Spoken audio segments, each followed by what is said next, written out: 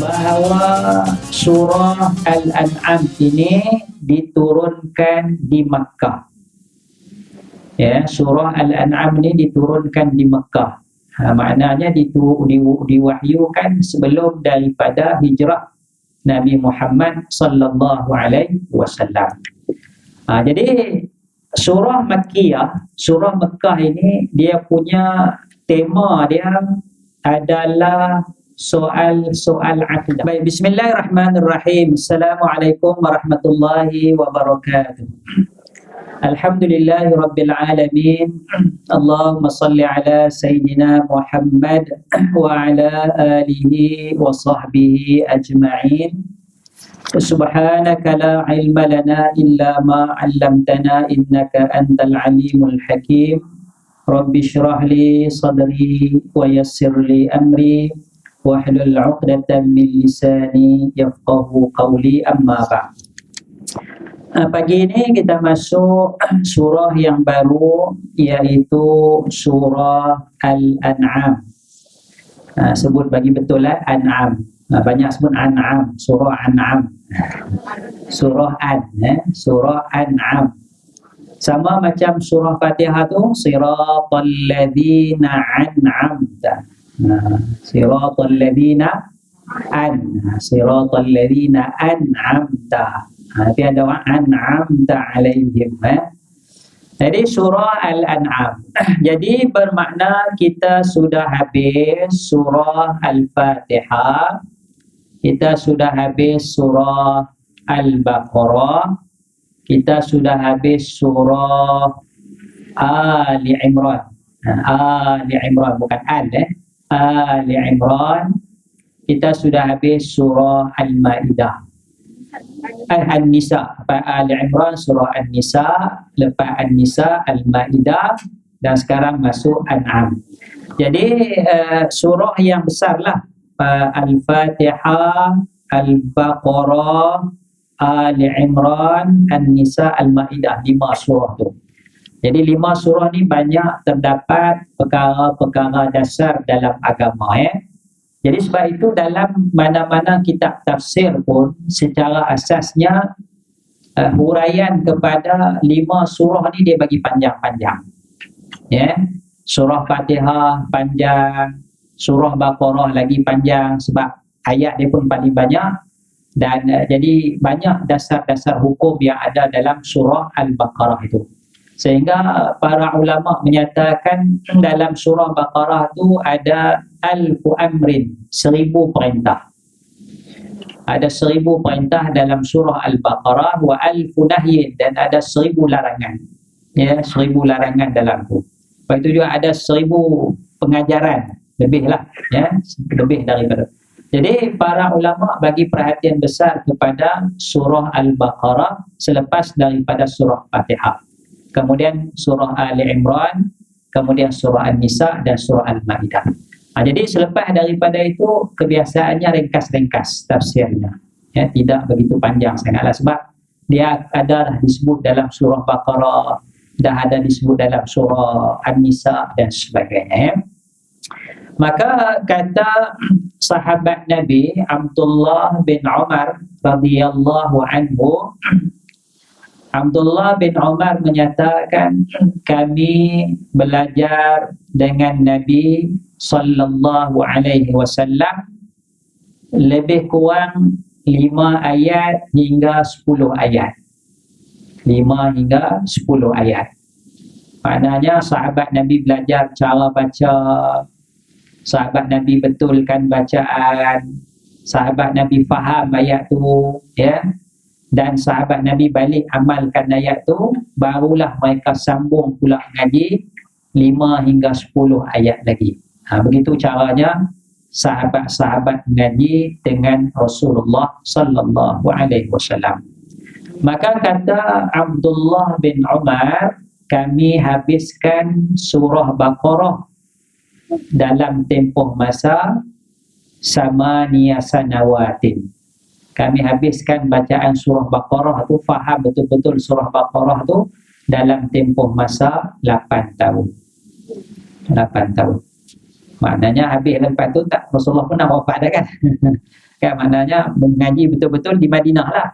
Jadi Rasulullah SAW di Madinah pun lebih kurang 10 tahun. Mengaji betul-betul surah Baqarah 8 tahun. Maknanya lepas itu tak mengaji sangat lah.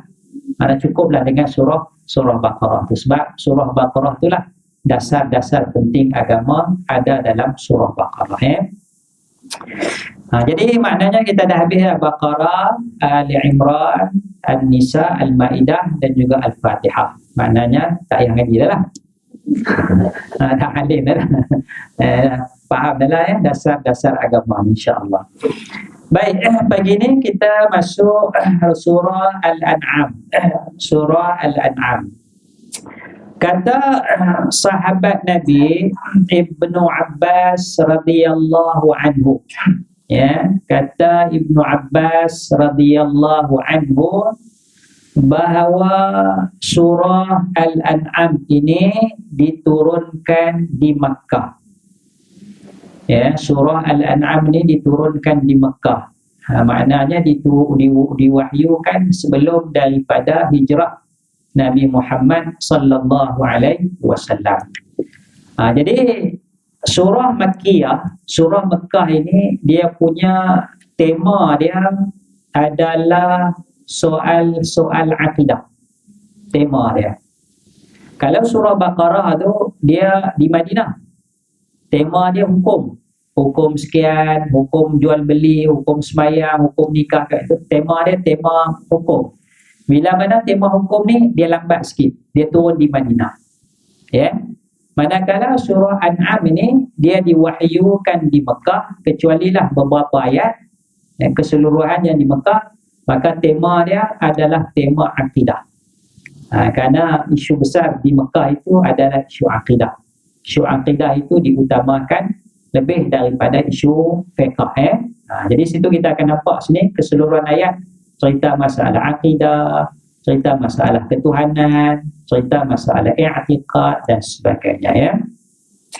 Baik, itu kata Ibnu Abbas diwahyukan di Mekah. Kemudian lagi kata Ibnu Abbas, ya, perkataan sahabat ni bila benar, bila boleh dibuktikan, ada dalam kitab tafsirnya, iaitu kata sahabat haulaha sab'una alfa malakin. Sekitar surah ni, ketika mana surah ni diwahyukan, ada sab'una alf, 70,000 malaikat. 70,000 malaikat. Itu kata Ibnu Abbas radhiyallahu anhu. Kemudian ada lagi hadis dalam riwayat Al-Imam Hakim. Imam Hakim dia kata sahihun ala syarti Muslim. Hadis ni sahih berdasarkan syarat Imam Muslim. Ya. Maknanya sesuatu riwayat tu nak kena pastikan dulu pandangan para ulama. Ya, sebab ni masalah dia masalah alam ghaib. Ya, masalah alam ghaib ni kita bergantung kepada Rasulullah sallallahu alaihi wasallam. Kita tak boleh pandai-pandai sendiri. Ya, sebab Allah tak bagi ilmu ghaib kepada kita, ya. Iaitu dalam hadis riwayat Imam Hakim yang beliau katakan sahih berdasarkan syarat Imam Muslim, kata Rasul sallallahu alaihi wasallam, laqad syayya'a hadhihi surata minal malaikati ma saddal ufuqa. Sesungguhnya telah mengiringi, ya, telah mengiringi akan surah Al-An'am ini daripada para malaikat. Bilangan dia tu tak dinyatakan, ya, tapi dia kata ma saddal ufuqa, yang menutup ufuk-ufuk. Jadi Ibnu Abbas kata tadi berapa ribu? 70,000. Dalam hadis ni kata menutup ufuk-ufuk. Maknanya banyaklah malaikat mengiringi surah Al-An'am ini. Ya. Jadi oleh kerana dia benar ghaib, kita percaya sekadar mana yang ada dalam hadis Rasulullah sallallahu alaihi wasallam dan juga apa yang dikatakan oleh para sahabat, kerana para sahabat mengambil daripada Rasulullah sallallahu alaihi wasallam. Itu kaedah dia macam tu. Kaedah dia kena pegang elok, benda-benda gaib ni kena ambil daripada Quran, kena ambil daripada hadis-hadis. Tak boleh ambil daripada mimpi, ya. Tak boleh ambil daripada kata ustaz, kata tok syekh, kata tok guru dan sebagainya. Mesti ada sandaran daripada Quran ataupun daripada hadis Rasulullah sallallahu alaihi wasallam. Jadi dalam hadis ni Ibnu Abbas kata 70,000. Tiba-tiba datang ustaz kata bukan 70,000, 700,000. Ya. Jadi kita tak boleh lah. Sebab benda gaib tu, benda gaib mesti pegang kepada nas. Mesti pegang kepada nas, ya. Baik, sama ya yang saya sentuh, Nabi sembahyang 1000 rakaat tu kan. Nabi cerita kata Nabi sembahyang 1000 rakaat. Bila mana cerita Nabi sembahyang 1000 rakaat tiap-tiap malam, kita bukan tak percaya kepada kuasa Allah, tetapi kita perlu kepada nas. Kita perlu kepada dalil, ya. Perlu kepada dalil. Nampak tak pen biru, nampak tak ke pen hitam? Merah pun tak ada.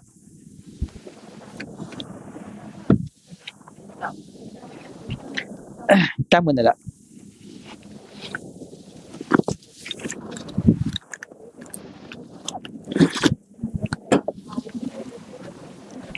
Saya cikgu ada pen.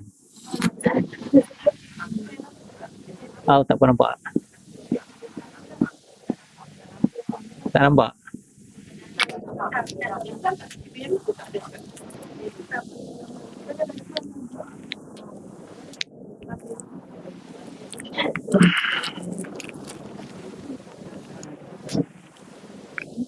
Bismillah.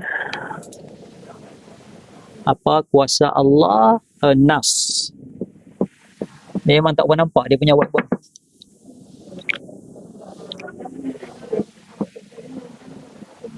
Ni whiteboard ni dia tak nampak, dia kena pakai yang lama tu.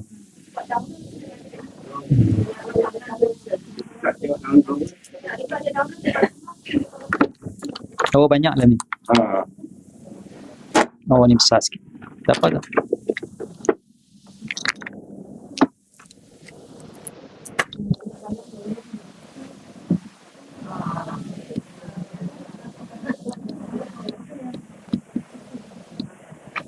Tak apa, clear tak? Baik, kuasa Allah, ya, kuasa Allah kita tidak pertikaikan. Tetapi benda-benda yang gaib, benda-benda yang pelik, dia perlu kepada nas syarak.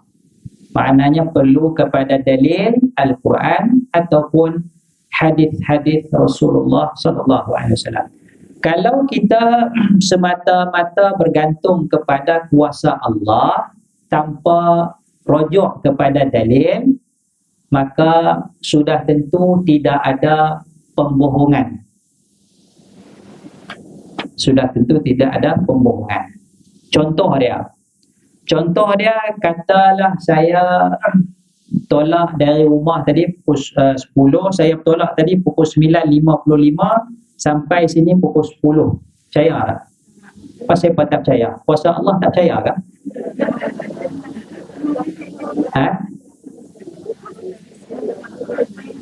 Ada kuasa Allah percaya tak? Jadi saya tolak dari rumah tadi di Shah Alam 9.55, saya sampai sini pukul 10. Kuasa Allah tak ada yang mustahil. Itulah faham tu. Kecuali ada dalil. Sekarang saya tak ada dalil. Saya tak ada dalil syarak, tak ada ayat Quran, tak ada hadis. Maka kita tak boleh semata-mata bergantung kepada kuasa Allah. Mesti ada dalil. Jadi dalam peristiwa Isra' Mi'raj, dia ada dalil. Bila ada dalil tu, maka kita bergantung kepada kuasa Allah, ya. Dalil lah, cukuplah. Kan kita tak bergantung kepada logik akal. Pasal ada dalil, dalil itu menunjukkan kuasa Allah Subhanahu wa taala. Jadi kalau kita fahamnya itu selamatlah. Maknanya orang tak boleh tipu kita. Tapi kalau kita tak faham macam tu, kita pegang semua kuasa Allah, maka orang akan tipu kita. Kuasa Allah ni kuasa Allah, ya. Saya tolak tadi pukul 9.55, alhamdulillah Allah Taala izinkan pukul 10 sampai. Jadi satu penipuan. Ya, satu penipuan, ya. Baik, jadi sama juga ni, sama juga ya, kita tak nampak ni. Nabi kata malaikat mengiringi, malaikat tu sampai saddal ufuk, menutup ufuk. So, kita beriman. Kerana ada nas syarak, ya, ada dalil. Baik, kemudian kita masuk ayat yang pertama. Bismillahirrahmanirrahim. Alhamdulillahilladzi khalaqas samawati wal arda wa ja'ala az-zulumati wan nur. Summal ladzina kafaru bi rabbihim ya'dilun. Alhamdulillah, segala puji bagi Allah. Ya, segala puji bagi Allah. Ya, Allah Ta'ala mulakan ayat ni dengan puji-pujian kepada Allah Subhanahu wa Ta'ala.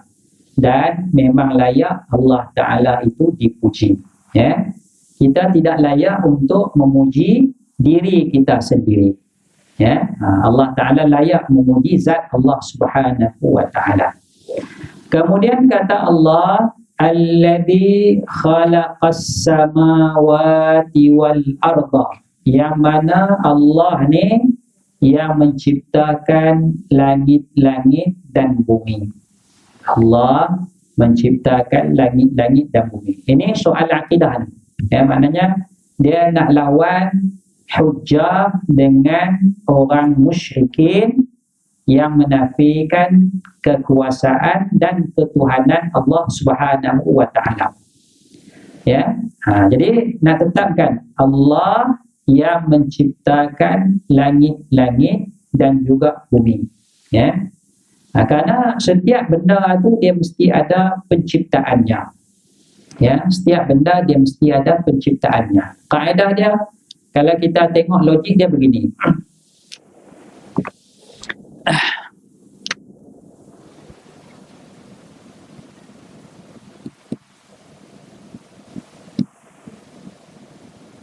Betul tak tahu lah.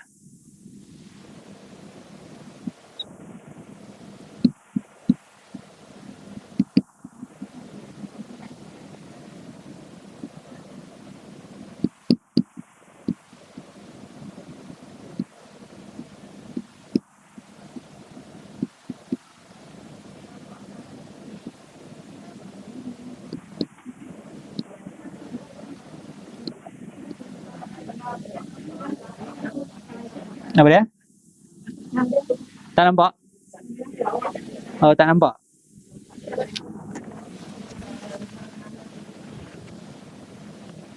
Ni nampak?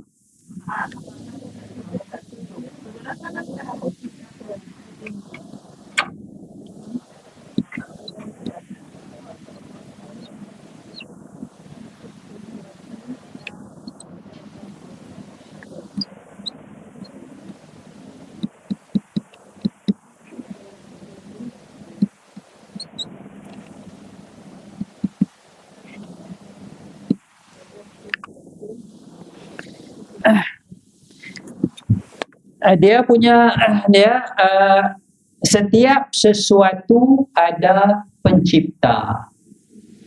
Setiap sesuatu ada pencipta. Bumi ini adalah sesuatu.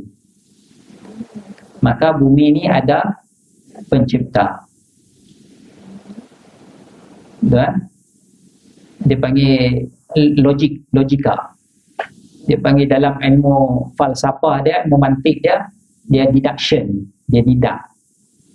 Ya, deduction. Ilmu falsafah. Bumi ini ada pencipta. Ni setiap sesuatu adalah pencipta. Bumi ini adalah sesuatu, maka bumi ini ada pencipta. Contoh yang lain, setiap manusia ada jantung. Setiap manusia ada jantung. Encik Abu seorang manusia. Kesimpulannya, Encik Abu ada jantung. Ya, setiap manusia ada jantung. Encik Abu seorang manusia. Encik Abu ada jantung. Dia kena itu kaedah dulu. Itu dipanggil didaksi. Didaksi, ya. Maknanya premis kita tu, ayat pertama, ayat kedua tu dia panggil premis. Premis dia. Yang ketiga tu dia panggil kesimpulan dia. Kesimpulan dia, ataupun dalam istilah dia muqaddimah sughra, muqaddimah kubra, natijah. Ayat pertama tu muqaddimah sughra, permulaan kecil, muqaddimah sughra. Ayat kedua muqaddimah kubra, dan kesimpulan tu natijah. Ya, kesimpulan tu adalah natijah. Jadi setiap manusia ada darah, muqaddimah sughra. Encik Abu seorang manusia, muqaddimah kubra. Natijahnya Encik Abu ada darah. Itu cara dia main mantik tu,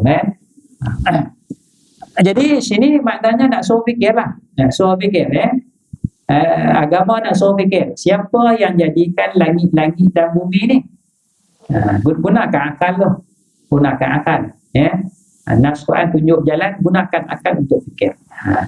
Khalaqas samawati wal. Boleh tak patung berhala yang kamu sembah tu, patung, minta kepada satu benda, boleh tak patung ni menjadikan langit-langit dan bumi? Pasal apa tak boleh? Patung ni pun diciptakan. Patung ni diciptakan. Baru cipta 2-3 hari sudah jadi patung, jadi Tuhan. Jadi maknanya patung ni tak layak untuk disembah. Tak layak untuk disembah. Sebab patung ni baru cipta, dan lepas 2-3 tahun patung ni pun nak rosak, buang patung ni, ganti dengan patung yang baru, Tuhan yang baru. Jadi akal yang sihat sudah tentu tidak menerima bahawa patung ni adalah Tuhan. Ya, akal yang sihat tidak menerima bahawa patung ni adalah Tuhan, ya. Sebab itu ada cerita sahabat muda. Dia masuk Islam. Ayah dia tak masuk Islam. Apa sahabat muda ni buat? Sahabat muda ni malam-malam dia ambil patung ayah dia ni, patung berhala ayah dia bawa lari dari rumah, dia buang dalam telaga. Telaga tu tempat buang sampah. Dia letak patung tu, baling patung tu telaga. Pagi esok ayah dia bangun cari, mana patung nak sembah pagi-pagi, tengok tak ada. Cari, jumpa dalam telaga. Telaga tu telaga buang sampah. Ayah dia pun arahkan orang ambil balik patung tu, bersihkan elok, letak balik, sembah balik. Malam kedua, sahabat muda ni pun buat macam tu juga, curi patung ni, buang dalam telaga tadi. Jadi hari kedua ayah dia bangun tengok tak ada, cari dalam telaga ada. Hari ketiga pun lebih kurang macam tu. Jadi akhirnya ayah dia pedak, ayah dia marah, kan. Kalaulah betul patung ni Tuhan ni ada kuasa, ayah dia pun bagi pedang kat patung ni. Pedang katanya, suruh jaga diri sendiri. Suruh jaga diri, pedang. Jadi lena lah malam tu. Bila lena malam tu, anak ni, sahabat muda ni pun dia ambil patung tu, dia buang patung tu dengan pedang-pedang dia buang dalam. Jadi ayah dia bangun pagi, tengok tak ada, cari dalam telaga tu, tempat buang sampah, patung tu ada dalam, pedang ada tu.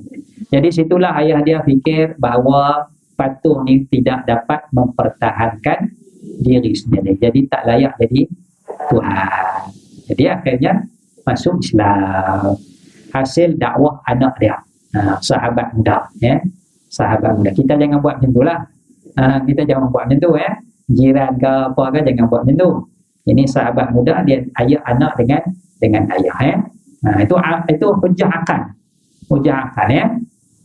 Kemudian kata Allah, wa ja'ala az-zulumati wan nur, dan Allah menjadikan gelap-gelap dan juga cahaya, terang, cahaya lah, gelap-gelap dan juga terang dan cahaya. Maknanya kata sebahagian ulama, gelap malam tu Allah jadikan, dan cahaya tu Allah Ta'ala jadikan terang. Ya. Sini kita nampak beza di antara perkataan khalaqa dengan perkataan ja'ala. Perkataan khalaqa dengan perkataan ja'ala. Nampak? Allah khalaqas samawati wal ard. Allah jadikan langit dan bumi. Khalaqa. Maknanya nampak seketul tu. Nampak seketul bumi tu. Nampak seketul. Khalaqa. Nampak seketul tu. Allah menciptakan. Allah menjadikan, ja'ala, menjadikan gelap dan juga terang. Ja'ala. Gelap dan terang itu sumber cahaya dia daripada matahari. Bila ada matahari, adalah cahaya, adalah terang. Bila matahari tidak ada, jadilah gelap. Jadi dia tidak directly. Dia tidak directly tu. Beza ja'ala dengan khalaqa. Kan? Maknanya kalau ada matahari, ada bulan, adalah terang. Itu ja'ala. Bila tidak ada matahari, tidak ada bulan, maka jadilah gelap. Tapi yang menciptakan matahari dan bulan ialah Allah. Jadi matahari bulan tu ja'ala ke khalaqa? Matahari bulan khalaqa. Allah yang mencipta. Khalaqash syamsa wal qamar. Allah menciptakan matahari dan bulan. Benda seketul kan? Itu daripada itulah jadinya cahaya dan gelap. Itu waja'ala. Itu beza di antara khalaqa dengan ja'ala. Jadi secara tak langsung kita kata khalaqa tu directly, ja'ala tu indirectly. Ya. Jadi Allah Ta'ala ciptakan kita ada hidup. Hidung ni Allah ciptakan. Khalaqa. Lubang hidung ni jangan. Bila dia ada hidung dia ada lubang dia tu. Ja'ala. Beza khalaqa dengan ja'ala. Jadi halus sikit bahasa dia. Allah ciptakan langit dan bumi. Allah ciptakan langit dan bumi. Antara langit dengan bumi tu ja'ala. Cara mudah itu lah. Kita nak faham tu bahasa dia, seni bahasa dia. Allahullazi alhamdulillahilladzi khalaqas samawati wal arda wa ja'alaz zulumati wan nur. Allah menjadikan cahaya-cahaya dan juga gelap-gelap dan juga cahaya. Kemudiannya perkataan zulumat itu jamak, plural, zulumat, jamak. Manakala perkataan nur itu singular, mufrad, satu je, nur, cahaya. Sebab kalau jamak dia anwar, al-anwar, nur, cahaya. Apa dia? Itu. Baik, nur. Kenapa dibezakan antara zulumat, jamak, plural dengan nur, singular, mufrad? Kerana jalan kebenaran itu, cahaya itu adalah satu, manakala jalan-jalan kegelapan, jalan-jalan sesat itu adalah banyak. Jalan-jalan kegelapan, jalan sesat itu banyak, zulumat, gelap-gelap. Tapi jalan cahaya, jalan iman itu adalah satu. Adalah satu. Jadi kita lihat dalam surah Al-An'am juga ayat 153 nanti. Surah Al-An'am surah ni juga ayat 153 tu. Wa anna hadha sirati mustaqiman fattabi'u wa la tattabi'us subula. Dia ada dua perkataan tu, 153.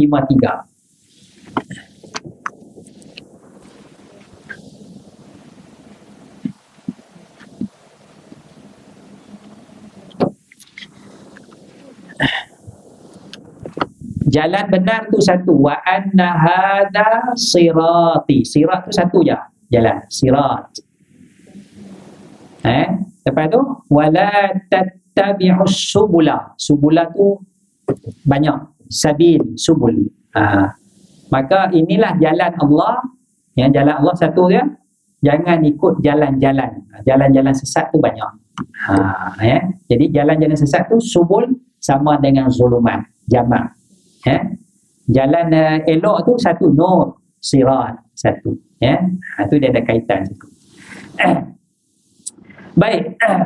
Kemudian walaupun telah ditetapkan hujah, telah ditetapkan dalil tentang ketuhanan Allah, kekuasaan Allah, summal ladzina kafaru bi rabbihim ya'dilun. Kemudian orang kafir tu tetap juga berpaling dengan Tuhannya, tetap tidak menyembah Allah Subhanahu wa taala. Maknanya mereka jadi kafir setelah ditegakkan hujah ke atas mereka. Mereka dah ditegakkan hujah, diberi faham dan sebagainya, tapi tetap tidak mau menerima kebenaran. Di situlah datangnya hikmah perkataan summa, kemudian. Maknanya dia dah ditetapkan hujah, begini. Dia dah faham dah hujah tu.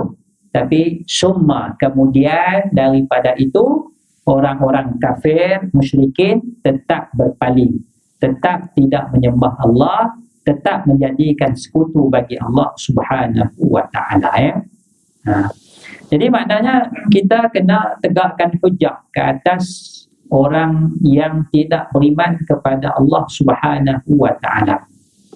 Kena tegakkan dalil, tegakkan hujah. Itu satu perkara yang dituntut di dalam agama. Kemudian ayat yang kedua, huwallazi khalaqakum min tin thumma qada ajala. Dialah Allah yang menjadikan kamu daripada tanah, ciptakan kamu daripada tanah. Ini bapa kita lah, Nabi Adam alaihissalam daripada tanah. Tanah mana tu? Tak kisahlah.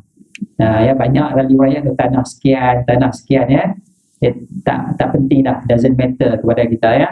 Kita i'tiqad manusia yang pertama Nabi Adam alaihissalam. Nabi Adam tu diciptakan daripada tanah. Mana sekadar apa yang disebut dalam Quran cukup dah.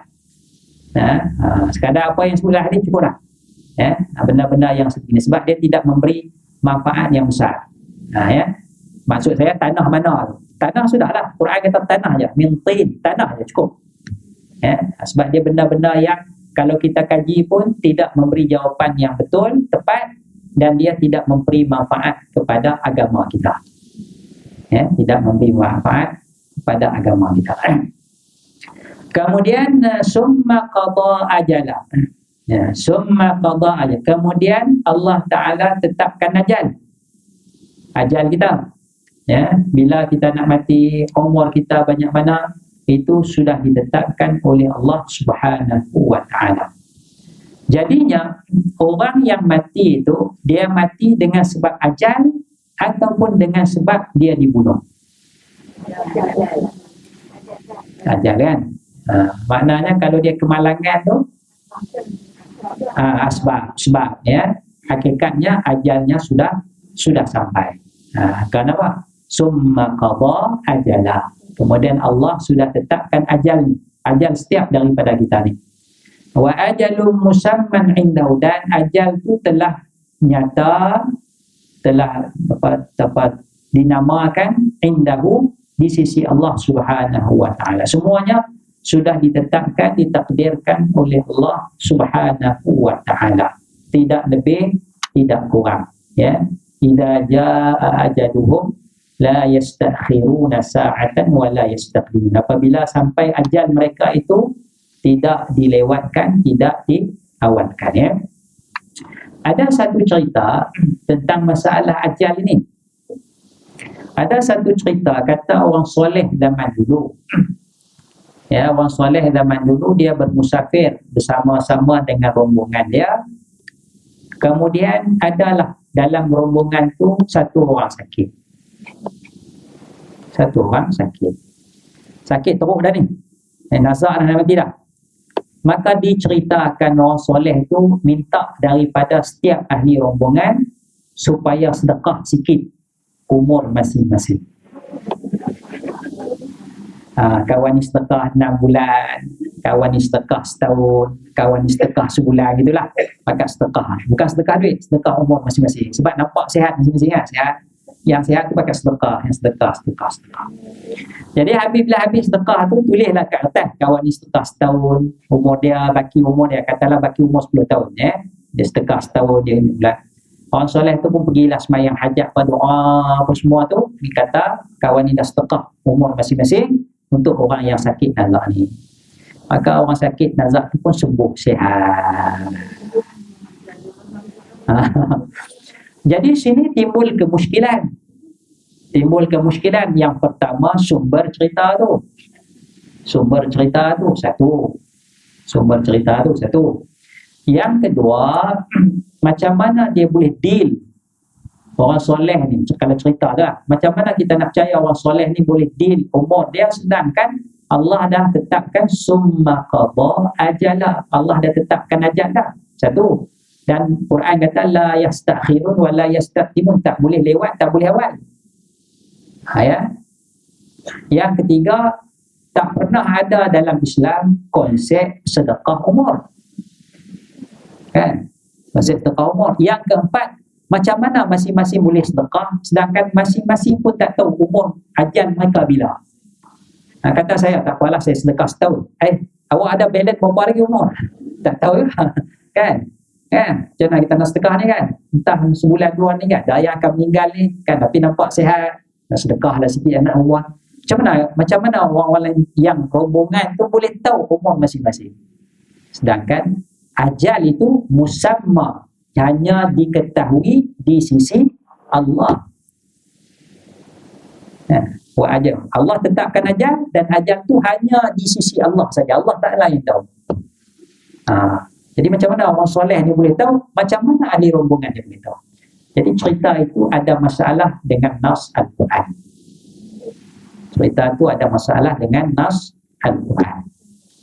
Jadi cerita itu tidak benar lah. Tidak benar. Dan kalau dinisbahkan kepada orang soleh itu pun, saya ingat orang soleh itu pun tak tahu nama dia digunakan dalam cerita itu. Mungkin orang lepas tu mengadakan cerita-cerita tu, mungkin dia pergi semayang hajat, doa apa semua tu, Allah Ta'ala sembuhkan orang tu, wallahualam. Dia datanglah orang tambah cerita, dia minta sedekah orang kan, dia dah mati dah, cerita tu diletakkan nama dia. Itu kita nak kena hati, sebab pegangan kita mestilah kepada dasar dalam agama, iaitulah Al-Quran kan. Dan kalau boleh sedekah macam tu, katalah isteri sakit, suami sihat, abang kalau boleh sedekah lah 2-3 tahun lagi. kan? Ataupun suami sakit, isteri sihat, suami pun minta yang kesian lah, sedekah lah sikit. Kan? Adakah konsep itu dalam agama? Tak ada. Kita pegang kepada dasar summa qada ajala wa ajalun musamma indah. Ada cerita lain, cerita orang nak mati, suami sakit nak mati. Ini cerita ajaran sesat lah. Maka dia minta isteri dia hias cantik, elok cantik. Suami lantar lah, minta suami isteri dia hias elok gitu. Isteri dia pun hias elok lah, mandi, pakai apa semua elok sikit, berduduk tepi suami dia. Isteri tanya pasal apa? Suami kata, nanti kalau malaikat maut datang, dia tengok kamu cantik, dia ambil kamu dulu. Ada cerita ajaran sesat. Maknanya dia buat main-main dengan malaikat maut. Dia boleh pelekeh malaikat maut. Begitu saja. Ini satu ciri, satu contoh ajaran sesat, memperlekehkan malaikat maut.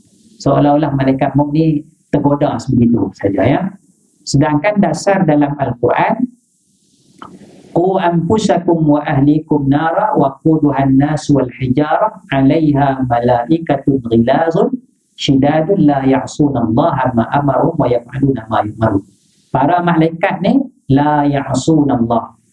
Mereka tidak derhaka kepada Allah, wa yaf'aluna ma yu'maru, dan mereka melaksanakan apa yang Allah perintahkan. Itu dasar dia. Malaikat akan melaksanakan apa yang Allah perintah. Jadi kalau Allah perintah ambil suami yang sakit tu dah sampai ajal, dia akan ambil. Dia tak akan tergoda dengan cantiknya isteri dan sebagainya. Itu dasar. La ya'sunallah ma amarahum wa yaf'aluna ma yu'maru. Baik, kemudian summa antum tamtarun. Kemudian lagi kamu, yakni Arab Quraisy lah yang musyrikin ni masa ayat ni diwahyukan. Samalah, bukan untuk Arab Quraisy saja, untuk kita semua lah. Ya. Masih lagi ragu-ragu. Masih lagi ragu-ragu tentang kekuasaan Allah Subhanahu wa taala. Ya, masih ragu-ragu tentang kekuasaan Allah. Masa kapal terbang MH tu jatuh kan, mati semua kan. Ada seorang tu, keluarga tu, dia tak naik kapal terbang. Tak naik kapal terbang. Pasal apa? Pasal pasport anak dia tertinggal. Anak dia pegang kot main pasport tu, tinggal pasport di rumah. Jadi tertinggal, patah balik, tak sempat naik. Agak-agak dia marah tak kat anak dia masa tu. Dia marah. Dah lah 5-6 orang terlepas kapal terbang pasal seorang dua orang tinggal pasport, marah kan. Tapi lepas 2-3 jam dia bersyukur. Dia bersyukur ya, pasal anak dia tinggal pasport ya. Kalau anak dia tak tinggal pasport, dia. Jadi sebabnya tu asasnya ialah belum sampai ajal. Summa qada ajalah ya. Allah Ta'ala tetapkan. Kemudian ayat 3, wa huwallahu fis samawati wa fil ard ya'lamu sirrakum wa jahrakum wa ya'lamu ma taksibun. Dan dialah Allah di langit. Allah di langit dan Allah juga di bumi. Maknanya Allah disembah oleh makhluk-makhluk di langit dan Allah juga disembah oleh makhluk-makhluk di bumi. Bukan makna Allah berada di langit dan Allah juga bukan macam tu bukan Allah berada di langit, bukan Allah berada di bumi, tidak. Allah di langit, makna Allah disembah oleh makhluk-makhluk di langit, wa fil ard, dan Allah jugalah Tuhan yang disembah oleh makhluk-makhluk yang berada di bumi. Jadi malaikat semua beribadat menyembah Allah Subhanahu wa taala. Jadi tasbih malaikat Baitul Ma'mur tu, sekali tawaf 70,000, habis tawaf keluar datang pula 70,000 malaikat sedang beribadat sembah Allah Subhanahu wa taala di Baitul Ma'mur. Kita sini pun Masjidil Haram dan sebagainya, ada orang tawaf, semayang 5 waktu dan sebagainya, maka di bumi disembah Allah Ta'ala, disembah. Itu kata wa huwallahu fis samawati wa fil ard. Kemudian ya'lamu sirrakum wa jahrakum. Allah Ta'ala tahu kejahatan kamu, sirrakum, rahsia kamu, wa jahrakum, dan terang-terang kamu. Apa yang kamu rahsiakan Allah Ta'ala tahu, dan apa yang kamu buat terang-terang pun Allah Ta'ala tahu. Dalam hadis dalam kitab Syama'il Muhammadiyah diceritakan, iaitu Rasulullah kata, aku tahu anna akhiran nas, orang yang terakhir sekali keluar daripada neraka. Dia banyak jahat, dia banyak buat jahat, dia keluar daripada neraka. Kemudian dibentangkanlah amalan dia tu kan, ditunjukkan. Dia ada banyak riwayat, ada pelbagai riwayat kan. Ada kata dia lepas neraka, ada kata satu lelaki dibentangkan amalan dia. Ni nak cerita ini ya. Dibentangkan amalan dia, amalan yang biasa-biasa, yang nampak-nampak tu. Yang rahsia tu tak diceritakan. Jahat yang zahir, jahat yang terang diceritakan, dibentangkan. Jadi bila dibentangkan amalan jahat yang zahir ni, yang nampak, katalah dia main judi, tunjuk ni kamu main judi, tarikh sekian, kan. Jadi dia rasa takut, dia rasa takut. Jadi dalam hadis tu dikatakan dia rasa takut pasal apa? Yang ni jahat yang orang nampak. Ada lagi jahat yang orang tak nampak. Banyak lagi. Kalau hak jahat orang tak nampak ni Allah dedahkan Jahannam dia lagi. Jadi dia duk bimbang. Cuma jahat yang nampak tu didedahkan. Tiba-tiba jahat yang didedahkan itu, yang dia buat terang-terang tu, Allah Ta'ala suruh ganti dengan pahala. Allah Ta'ala suruh ganti dengan pahala. Jadi ketika tu lelaki tu tanya, macam mana hak jahat lain-lain lagi? Jahat lain lagi macam mana? Hak yang tersembunyi, tak cerita lagi tu, banyak lagi tu. Yang under the carpet tu banyak lagi tu. Yang under the carpet tu, swipe under the carpet tu banyak lagi tu. Cuma hak nampak ni je. Hak nampak ni tak banyak lah, jahat juga. Tapi kita jagalah, kita pedul sikit, kita kawal, kontrol sikit.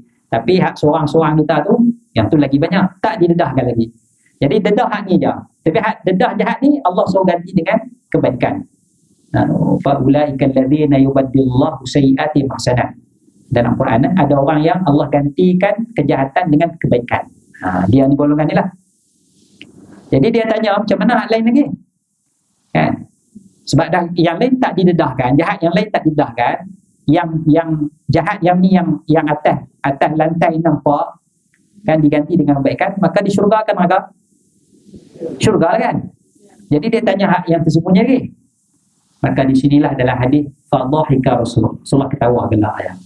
Maknanya yang lain tu apa? Clear lah tak ada apa. Maknanya rahmat Allah Ta'ala, pemurah Allah Ta'ala tak kira jahat yang dia sembunyikan tu. Jahat dia. Jadi salah satunya kemaafan Allah Ta'ala mudah kalau kita sembunyikan kejahatan. Dia mudah minta pun. Kita sembunyikan kejahatan. Kita buat jahat seorang-seorang. Kita tak ajak orang, itu lebih mudah Allah ampunkan. Kalau kita buat jahat terang-terang, ataupun kita buat jahat senyap-senyap, lepas tu kita declare kepada masyarakat kita buat jahat, itu makna susah dapat keampunan Allah tu. Sebab dia mujaharah, dia menyebarkan kejahatan dia kepada masyarakat. Itu susah dapat keampunan Allah.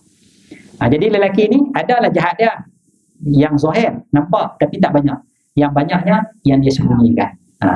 Jadi dia mudah mendapat keampunan daripada Allah Subhanahu Wa Taala. Jadi pengajaran dia buat jahat seorang-seorang. Jangan berjamaah. Buat baik berjamaah, buat jahat seorang-seorang. Insya-Allah dia lebih mudah mendapat keampunan Allah Subhanahu Wa Taala. Karena Allah Ta'ala tahu ya'lamu sirrakum wa jahrakum. Allah Ta'ala tahu rahsia kita dan juga terang-terang kita. Kita tak boleh sembunyi pada Allah. Tapi maknanya kita malu pada masyarakat. Kita tak nak orang terlibat dengan kejahatan, jadi kita buat sengak-sengak. Maknanya katalah kita minum arak, kita duduk rumah-rumah, kita minum arak seorang-seorang kita, kan, sekelas dua gelas tak mabuk pun, kan. Tapi Zuhur datang sembahyang jemaah Zuhur, balik pukul 3 minum pula segelas dua gelas tak mabuk. Asal datang pegang tasbih lagi, subhanallah. Kan, marah orang tak datang sembahyang jemaah, kan. Apa nak jadi masyarakat kita ni sembahyang jemaah, balik minum arak senyap-senyap seorang-seorang, sembunyi. Itu susah dapat keampunan atau mudah dapat keampunan, sebab dia tidak menggalakkan, tidak mengajak masyarakat buat jahat, dia buat jahat seorang-seorang. Judi susah lah, penting dia kena main jemaah. Dia tak boleh main judi seorang-seorang. Main dengan patung tak boleh. Tapi kalau dia tikat nombor ekor, dia boleh seorang-seorang.